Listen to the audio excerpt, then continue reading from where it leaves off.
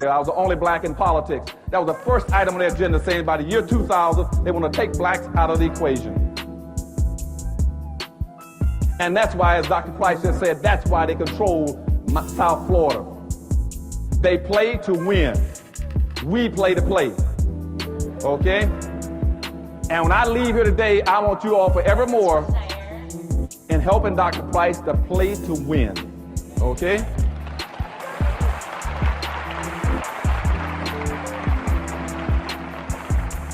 The third thing that's going to hurt us and push us into this underclass structure is technology. You got blacks running all over the country telling black folks and people, well, what we're going to do, we can overcome racism, we get involved in technology. Won't happen. Technology has never been a friend and ally of black folk. It has always been our worst enemy. Why has it been? Because you see, racism has always kept us in our place. And technology has always come along and run over that place. That's why technology has always been our enemy. See, when you keep a black man as the porter, then all of a sudden you come along with a floor sander, he's gone. You keep him as the elevator operator and you put a computer in the elevator. You keep him as the dishwasher and you get an automatic dishwasher. You all understand what I'm telling you? So when black people come to you telling you, well, you get technology, no. You say, no. What we have to do is to get control, get behind technology so to stop running over us. And I got friends in Washington, D.C. going all over this country telling black folk, you got to get into the information highway. And you can overcome racism. Whites were not that dumb. You cannot get on the information highway and overcome racism. Because the information highway is like any other highway. It's a transportation system. And what you should be asking yourself is, what are you transporting? If you don't have anything to transport, you can't get on the information highway. So what we got to be talking about as black folk is owning and controlling. It's just like when they invented the highway, the airplane system, the shipping system, the train system. It didn't advantage black folk because we never owned the trains, the planes, and the ships. What we got to do right now, starting with your church, is try to figure out how we can own and control more. Then the highway makes sense to us. Okay? Now,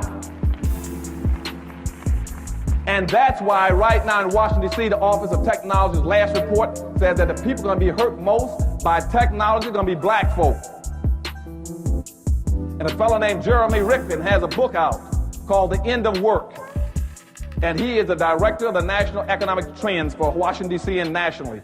He's the guy to put out these trends. He put a book out, and his book, chapter 5, talks about what technology is going to do to people, and he uses black folk as an example. And I went and sat down and talked with him. And what he says to Dr. Anderson, he said, my publishers tried to make me take that chapter out of the book. He said, I fought to keep it in. He said, because technology is going to kill black folk.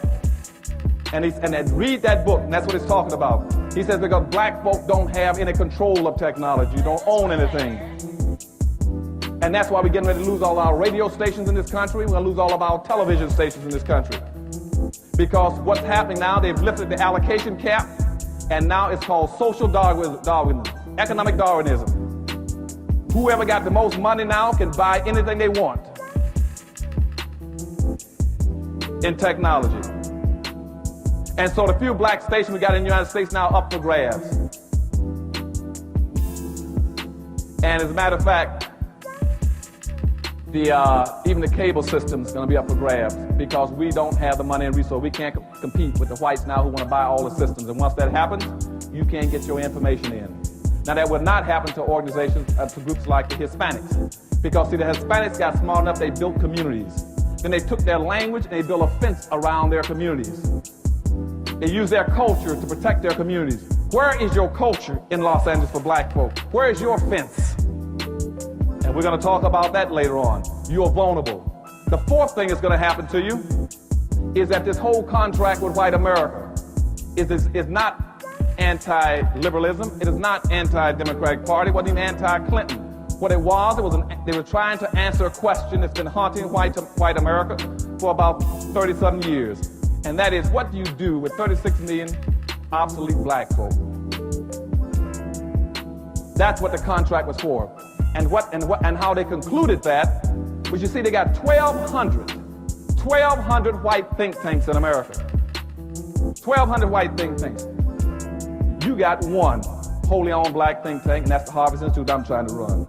They got 3,000 employees with a $500 million budget. I got a few volunteers. No staff, no money.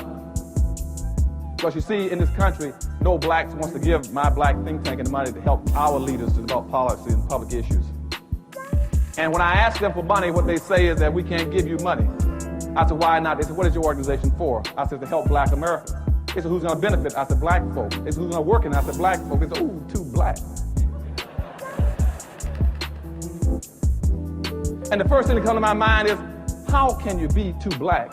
What is too black? 10, 20, 30? What's too black? Nobody ever says something is too Jewish, too Indian, too Asian. And I'm telling you, people are telling me this too blackness comes from our black entertainers, our black athletes that's making $100 million. They could give the money to us that they're paying in taxes because we're tax exempt. But they'd rather give it to the government than even give it to an organization to help black folk in this country. Because they don't want to be black. And I keep trying to tell them, it doesn't hurt that much being black.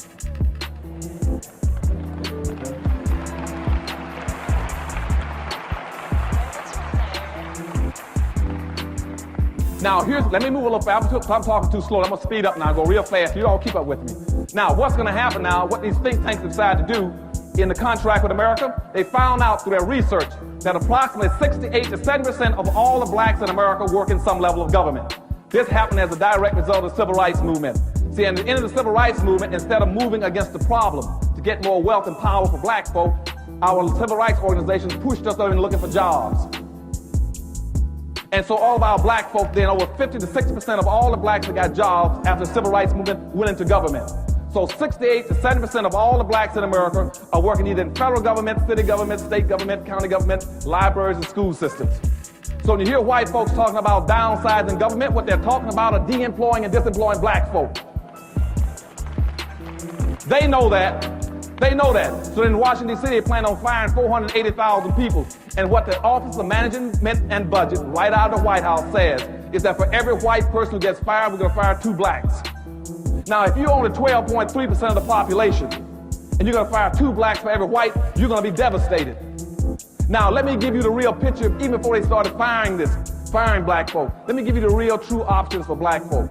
There's only 3 things that you can do in this world as a black person to earn a living and survive.